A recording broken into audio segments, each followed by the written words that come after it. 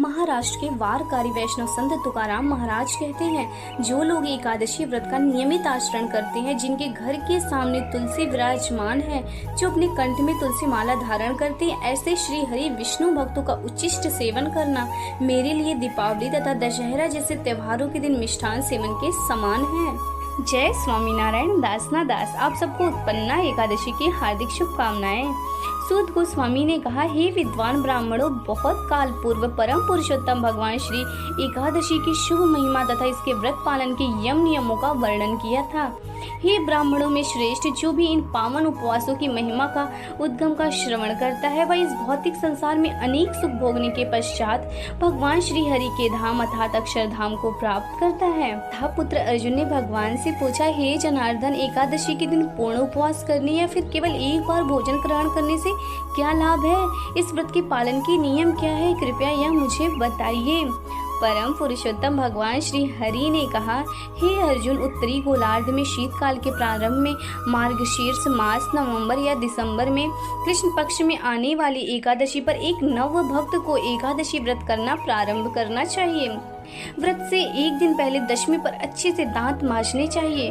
तो दशमी के 8वें प्रहर में सूर्यास्त होने वाला हो तो उसे रात्रि का भोजन ग्रहण कर लेना चाहिए। अगली सुबह भक्त को एकादशी के दिशा निर्देशों के अनुसार पालन करने का संकल्प करना चाहिए। अपहरण में उसे नदी, तालाब या सरोवर में स्नान करना चाहिए। नदी में स्नान करना उत्तम माना गया है। भक्तों को माता पृथ्वी के नामों का उच्चारण कर इस प्रकार प्रार्थना करना चाहिए, हे अश्वक्रांते, हे रथक्रांते, हे विष्णुक्रांते, हे वसुधरे, हे मृतिके, हे पृथ्वी माते, कृपया मेरे पूर्व जन्मों में अर्जित पापों का नाश करें ताकि मैं परम पावन धाम में प्रवेश कर सकूं। इस प्रकार उच्चारण करते हुए भक्त को अपने शरीर पर मिट्टी का लेप करना चाहिए। इस दिन भक्त को ऐसे लोगों से बात नहीं करनी चाहिए जिनका धार्मिक पतन हो चुका हो। उसे मलेच्छों से, चोरों से, पाखंडियों से, निंदकों से बात नहीं करनी चाहिए। यह यदि वह ऐसे व्यक्तियों का संग भूल कर भी कर लेता है तो उसे सूर्य की ओर प्रत्यक्ष मुख करके स्वयं को शुद्ध कर लेना चाहिए। तत्पश्चात भक्तों को अत्युत्तम भोग, पुष्पों इत्यादि से परम पुरुषोत्तम भगवान की आराधना करनी चाहिए और भगवान गोविंद को दीपक अर्पित करना चाहिए। दिन के समय सोना नहीं चाहिए तथा यौन संबंधों से पूर्णतः बचना चाहिए। समस्त खाद्य पदार्थों एवं जल से उपवास करके उसे उत्साहपूर्ण भगवान की महिमा का गान करना चाहिए और पूर्ण रात्रि में भगवान की प्रसन्नता के लिए वाद्य यंत्रों के साथ पूर्ण रात्रि कीर्तन करना चाहिए तथा भगवान से अपने अपराधों हेतु क्षमा याचना करनी चाहिए। भक्ति में गंभीर भक्तों को शुक्ल तथा कृष्ण पक्ष दोनों पक्षों में आने वाली एकादशियों का उत्तम रूप से पालन करना चाहिए। अब उन पुण्यों का वर्णन सुनो जो इन एकादशियों के पालन द्वारा प्राप्त होते हैं। व्यक्ति को शंखोद्धार नामक पवित्र तीर्थ, जहाँ भगवान ने शंखासुर नामक असुर का वध किया था, तथा भगवान गदाधर के दर्शन से प्राप्त पुण्य एकादशी के दिन व्रत पालन से प्राप्त पुण्यों का छठा भाग है। ऐसा माना जाता है कि सोमवार के दिन आने वाली पूर्णिमा के दिन किया गया दान साधारण दान से हर 1000 गुना अधिक होता है। संक्रांति के दिन दिया गया दान साधारण दान से 4000 गुना अधिक पुण्यदाता है। फिर भी व्यक्ति को एकादशी के दिन व्रत पालन करने मात्र से ही वह सभी पवित्र पुण्य प्राप्त हो जाते हैं। साथ ही सूर्य चंद्र ग्रहण पर कुरुक्षेत्र में प्राप्त पुण्य भी उसे प्राप्त होते हैं। एकादशी के दिन व्रत पालन करने वाले श्रद्धालु लोगों को अश्वमेध यज्ञ से 100 गुना अधिक पुण्य प्राप्त होते हैं। वेदों में पारंगत ब्राह्मणों के 1000 गौवें दान देने से व्यक्ति को जो पुण्य प्राप्त होता है उससे 10 गुना अधिक पुण्य उसे एकादशी व्रत पालन से होता है। वह व्यक्ति जो एक ब्रह्मचारी के पालन पोषण का दायित्व लेता है वह उस व्यक्ति से 10 गुना अधिक पुण्य प्राप्त करता है। उसी मात्र एकादशी व्रत पालन करने से प्राप्त होता है। हे अर्जुन, मैं तुम्हारी जिज्ञासा अनुसार व्रत पालन के तरीके का वर्णन कर रहा हूँ।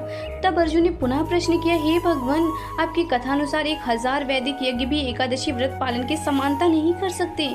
ऐसा कैसे हो सकता है कि एकादशी समस्त दिवसों में अत्यंत गुण उत्कृष्ट है?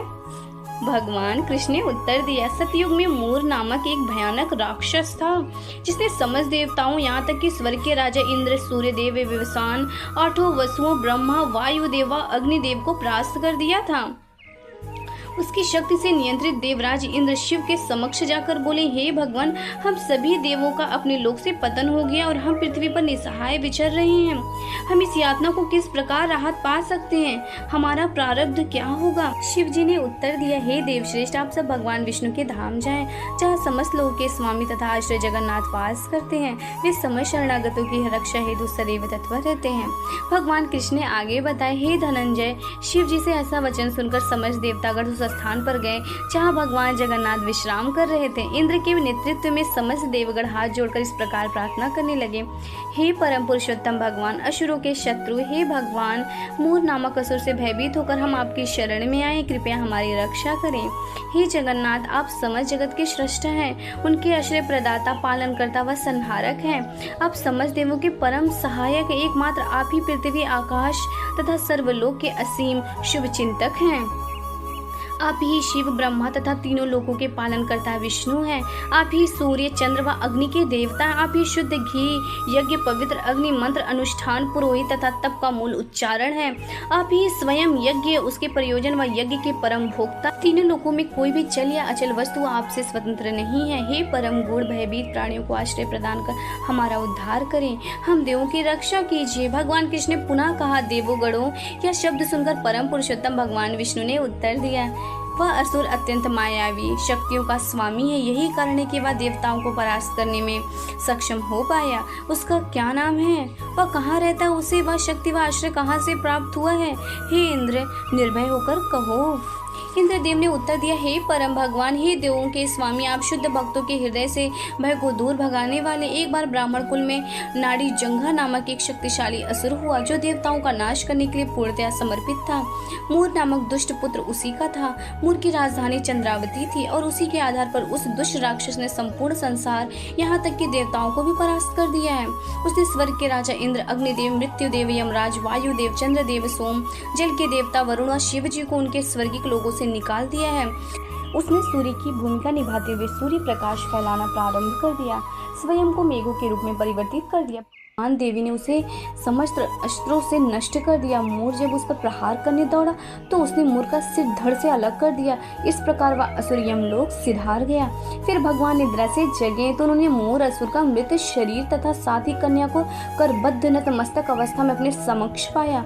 ब्रह्मांड के स्वामी ने मुख पर विस्मयकारी भाव लाते हुए कहा, अरे, इस दुष्ट असुर का वध किसने किया?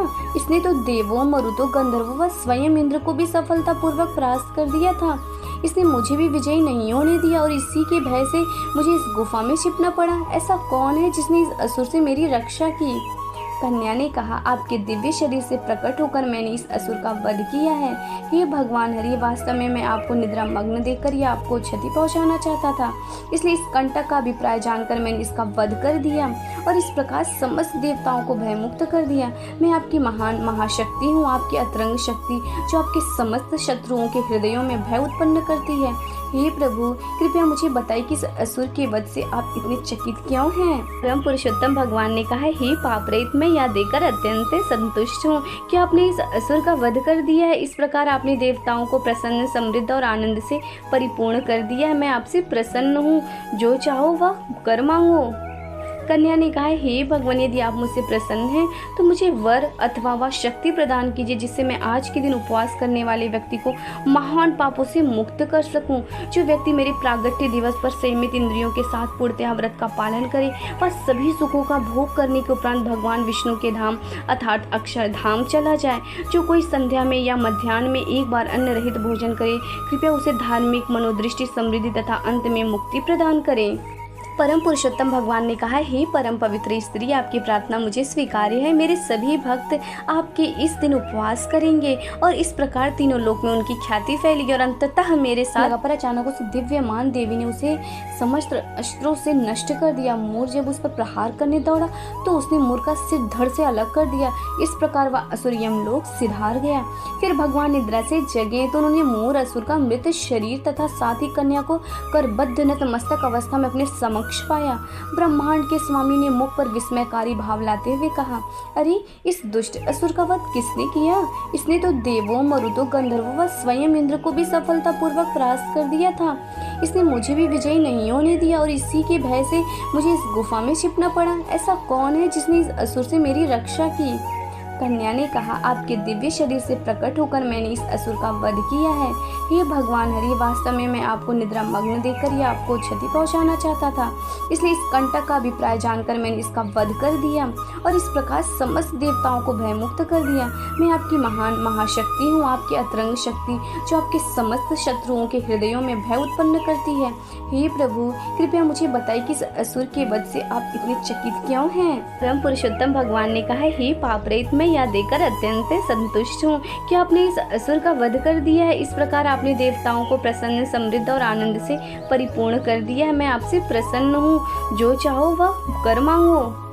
कन्या ने कहा, हे भगवान, यदि आप मुझसे प्रसन्न हैं तो मुझे वर अथवा वह शक्ति प्रदान कीजिए जिससे मैं आज के दिन उपवास करने वाले व्यक्ति को महान पापों से मुक्त कर सकूं। जो व्यक्ति मेरे प्रागट्य दिवस पर संयमित इंद्रियों के साथ पूर्णतः व्रत का पालन करे, वह सभी सुखों का भोग करने के उपरांत भगवान विष्णु के धाम अर्थात अक्षरधाम चला जाए। जो कोई संध्या में या मध्याह्न में एक बार अन्न रहित भोजन करे, कृपया उसे धार्मिक, मनोदृष्टि, समृद्धि तथा अंत में मुक्ति प्रदान करे। परम पुरुषोत्तम भगवान ने कहा, हे परम पवित्र स्त्री, आपकी प्रार्थना मुझे स्वीकार्य है। मेरे सभी भक्त आपके इस दिन उपवास करेंगे और इस प्रकार तीनों लोक में उनकी ख्याति फैलेगी और अंततः मेरे साथ मेरे धाम में आकर वास करेंगे। आप शुक्ल पक्ष के 11वें दिन प्रकट हुए, इसलिए आपका नाम एकादशी होगा। यदि कोई व्यक्ति एकादशी के दिन उपवास करता है तो मैं उसके समस्त पापों को जलाकर भस्म कर दूंगा और उसे अपने दिव्य धाम में स्थान प्रदान करूंगा। शुक्ल तथा कृष्ण पक्ष की एकादशी तिथि मुझे अतिशय प्रिय है। इस प्रकार कन्या को वन प्रदान कर परम भगवान एकाएक अंतर ध्यान हो गए। उसी दिन से संपूर्ण ब्रह्मांड में एकादशी का दिन अत्यंत पुण्यवान व प्रसिद्ध हो गया। हे अर्जुन, एकादशी व्रत का गंभीरता पूर्वक पालन करने वाले व्यक्ति के सभी शत्रुओं का नाश मैं करता हूँ, वह सर्वोच्च लक्ष्य प्रदान करता हूँ। इस प्रकार हे प्रथापुत्र, मैंने एकादशी के उद्गम का वर्णन किया। जो स्वयं को भगवान विष्णु के प्रति समर्पित करते हैं वह अपना समय एकादशी की महिमा के अध्ययन में लगाते वे यशस्वी हैं। जो एकादशी के दिन कुछ भी ना खाने का संकल्प लेते हैं उसे अश्वमेध यज्ञ का पुण्य प्राप्त होता है, इसमें कोई संशय नहीं। यदि किसी एक भक्त को उपवास का फल प्राप्त करना है तब उसे भगवान का चरणामृत ग्रहण करना चाहिए। भक्ति में एकादशी व्रत के पालन से बढ़कर अन्य कोई एकादशी पूजा विधि। सुबह जल्दी उठकर स्नान आदि से निवृत्त हो जाएं। घर के मंदिर में दीप प्रज्वलित करें। भगवान श्री हरि का गंगा जल से अभिषेक करें। भगवान श्री हरि को पुष्प और तुलसी दल अर्पित करें। इस दिन संपूर्ण दिन व्रत रहें। भगवान की आरती करें, भगवान को भोग लगाएं। इस दिन भगवान के नाम का अधिक से अधिक जाप करें। ऐसी ही और भक्तिमय कहानियाँ सुनने के लिए हमारे चैनल को सब्सक्राइब कीजिए। धन्यवाद। जय स्वामी नारायण दास ना दास।